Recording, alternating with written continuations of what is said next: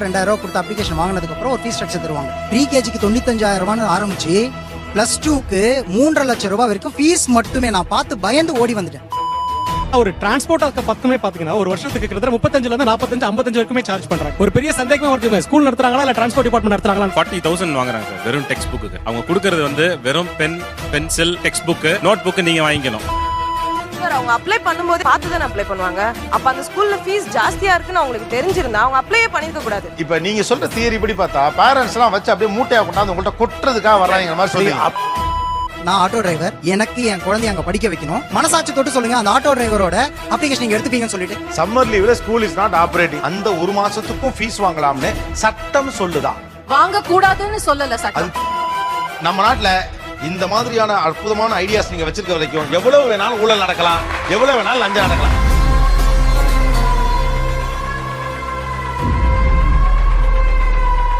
எனக்கு தாங்க முடியலங்க, இப்படி ஃபீஸ் வாங்குறீங்களே அப்படின்னா அது எது? கரெக்ட்பா. இவ்வளவு நாளா என் மனசுக்குள்ள இருக்க விஷயத்தை உங்ககிட்டயே சொல்றேன். உட்கா. ப்ரீ கேஜிக்கு 75,000 ஃபீஸ் வாங்குறாங்க. பிளஸ் டேர்ம் ஃபீஸ் அப்படின்னு சொல்லி 10,000 சொல்லி 3 டைம் வாங்குறாங்க. இதுக்கு மேல நாங்க ஒரு பைசா கூட பேரண்ட்ஸ் கிட்ட இருந்து வாங்குறதே இல்ல. ப்ரீ கேஜிக்கு எதுக்கு அவ்வளவு வாங்குறாங்கங்கறத என்னால சத்தியமா ஏத்துக்கவே முடியல. அதுக்கு எனக்கு எக்ஸ்பிளனேஷன் கண்டிப்பா வேணும். கேள்வி எல்லாம் கேட்கப்படாம கேட்லாக்கு கொடுத்துருக்காங்க. இதுக்கு பேரு கேட்லாக்கா? எளிமருந்து சீட்டு மாதிரி இருக்குடா. 10th +2 வரைக்கும் பாத்தீங்கன்னா அவங்களுக்கு செலவு கிடையாது. ஆனா ப்ரீ கேஜியை பாக்குறதுன்றது ரொம்ப கஷ்டமான விஷயம். எப்படி எப்படி எப்படி எப்படி எப்படி எதுக்கு இத்தனை எப்படி இல்ல எப்படிப்பா? ப்ரீ கேஜிக்கு 4ல இருந்து 5 ஹெல்பர்ஸ் தேவைப்படும். எவ்ரி 10 மினிட்ஸ்க்கு ஒரு முறை அவங்களுக்கு ஃபேஸ் வாஷ் பண்றது, அவங்களுடைய Dress சேஞ்ச் பண்றது, இந்த அதிகமான நாட்டம் தேவைப்படுது எங்களுக்கு. அப்படியே அறுத்து தள்ளிட்டாலும் டேய் என்ன இடிச்சவா நினைச்சிட்டியா இல்ல பைத்தியக்காரன் நினைச்சிட்டியா? நீங்க சொல்ற அதே பாயிண்ட் பிரகாரம் நான் வரேன். அப்போ ப்ரீ கேஜிக்கு ஃபீஸ் அதிகம், +2க்கு ஃபீஸ் கம்மியா? எந்த +2 பையனுக்கு நாப்பி மாத்திட்டு இருக்கீங்க? தம்பி, என்ன கோவப்படுத்தணும்ன்ற ஒரே நோக்கத்துல கேள்வி கேக்குறியா? என் நோக்கம் அது இல்லங்க. 2000 கொடுத்த அப்ளிகேஷன் வாங்கினதுக்கு அப்புறம் ஒரு ஃபீஸ் ஸ்ட்ரக்சர் தருவாங்க. ப்ரீ கேஜிக்கு 95,000 ஆரம்பிச்சு +2க்கு 3.5 லட்சம் ரூபாய் வரைக்கும் ஃபீஸ் மட்டுமே. நான் பார்த்து பயந்து ஓடி வந்துட்டேன்.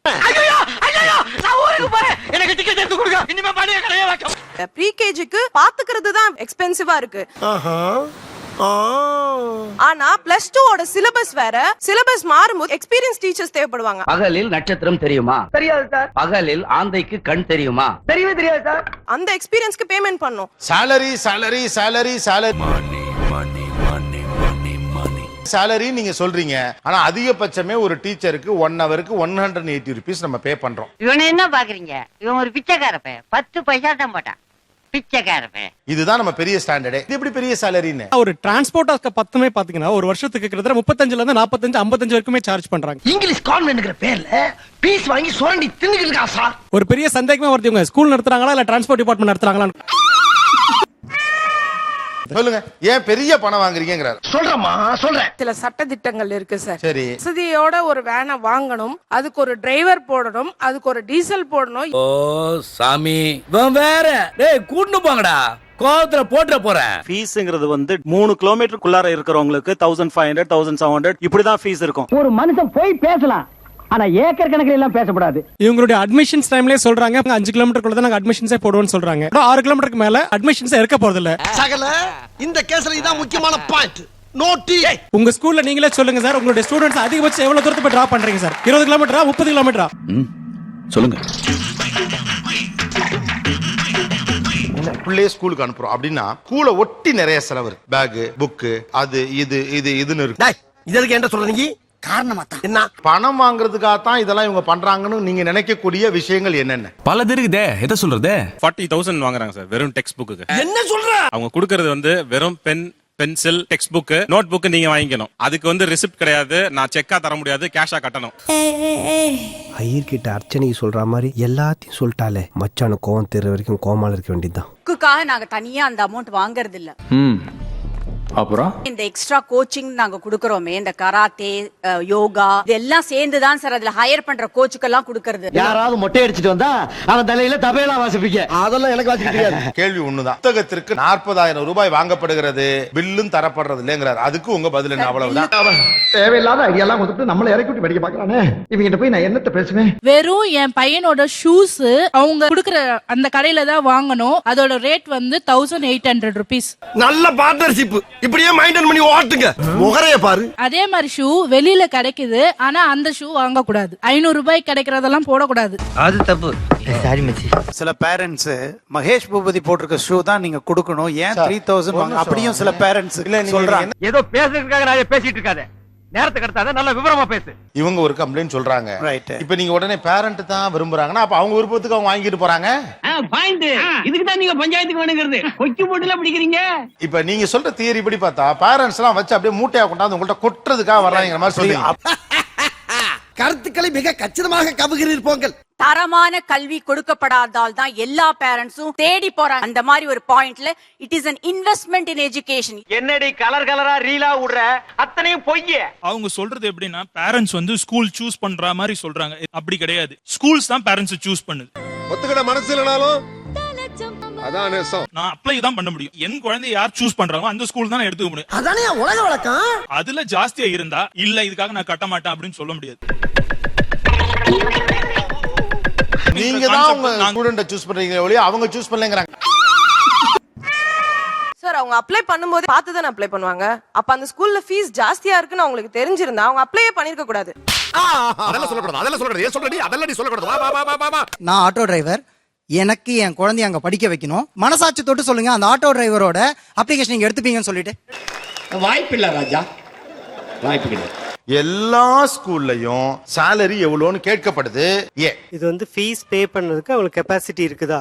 என்னையா காசு காசு காசு பணம் படப்புவாங்கயா நீங்களும் உங்க காசு. அதான் சார் கேக்குறேன். கெபாசிட்டியை பே ஸ்லிப்பை பார்த்து நீங்க தெரிஞ்சுக்கிறீங்களே. ஒருத்தர் 2 ஆட்டோ வச்சு ஓட்டுறாரு, அவருக்கு அந்த கெபாசிட்டி இருக்கு, அதை எப்படி சார் நீங்க புரிஞ்சுப்பீங்க? அந்த வந்து இப்ப நான் என்ன உங்கள்ட்ட சொல்றது? ஆனுவல் இன்கம்னு ஒரு காலம் இருக்கு. அதுதான் சார் ஒதுருது எங்களுக்கு. எந்த பிட்ட போட்டாலும் பைபிள்ல டைவர்ட் ஆக மாட்டேங்கிறாரு.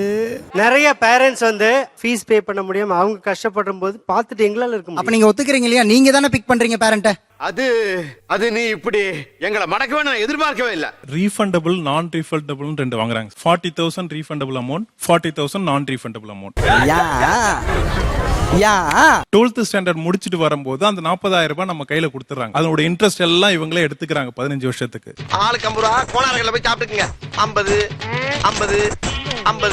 ஒரு கந்து வட்டிக்காரனுக்கும் இந்த ரீஃபண்டபிள் நான் ரீஃபண்டபிள் அமௌண்ட் வாங்குறவங்களுக்கு என்ன சார் வித்தியாசம்? போட்டு கொடுத்துருவியா? அந்த இன்ட்ரெஸ்ட் எல்லாம் புடிச்சிட்டு அதே 40,000 ரூபாய் கொடுக்கல எங்களுக்கு என்ன யூஸ்? கொஞ்சம் ஓவரா தான் போய்கிட்டு இருக்கோமோ. போவோம், என்ன பண்ணிடுவானுங்க? நான் ரீஃபண்டபிள் டெபாசிட் வாங்குறதுக்கு காரணமே சில பேரண்ட்ஸ் ஃபீ டியூ வரும்போது சொல்லாம குழந்தைய வித்ட்ரா பண்ணிட்டு போயிடுறாங்க சார். அவ்வளவுக்கு கிரைண்ட். சார், அவங்க 1 மந்த் ஒரு ஸ்கூல்ல இருப்பாங்க சார். அடுத்த மந்த் இதை ஃபைண்ட் அவுட் பண்ண டிசி கொடுங்கன்னு வாங்கிட்டு, அப்ப எங்களுக்கு அந்த இடத்துல ஒரு சீட் வந்து லாஸ் எங்களுக்கு. சார், அம்மா சொல்றதுலயும் நியாயம் இருக்கு சார். அந்த டேட் தாண்டி ஒரு நாள் ஜாஸ்தி ஆயிடுச்சுன்னா அந்த ஒரு நாள் கழிச்சு நீங்க போய் அப்ளிகேஷன் ஃபார்ம் கொடுத்தீங்கன்னா ஒரு டேர்ம் ஃபீஸ் வாங்கிடுவாங்க. ஒரு வருஷத்துல சம்மர் லீவ்ல இருந்து எல்லாத்துக்கும் ஃபீஸ் வாங்குறீங்களா இல்லையா? சம்மர் லீவ்ல ஸ்கூல் இஸ் நாட் ஆபரேட்டிங், ரைட்டா? ஓய், எனக்கு இதுல ஒரு ரீசன் சொல்லுங்க. நல்லா தான் கேட்கல, அப்புறம் என்ன சொன்னாங்க? ஒண்ணு சொன்னாங்க கேட்டுக்கிட்டே இருக்க நீ. டீச்சர்ஸ் சாலரியும் சம்மர்ல பே பண்ணோம். டீச்சர்ஸ் வரலங்கிறதுனால டீச்சர்ஸ்க்கு சாலரி பே பண்ணலன்னா வேற எங்கேயாவது போயிடுவாங்க. எத்தனை சிக்கல் எத்தனை டென்ஷன் உட்கார்ந்து இருக்கிறவனுக்கு தாயா தெரியும். ஒரு மாசம், அந்த ஒரு மாசத்துக்கும் ஃபீஸ் வாங்கலாம்னு சட்டம் சொல்லுதா? வாங்க கூடாதுன்னு சொல்லல சட்டம். என்னடா புத்தலாட்டாது?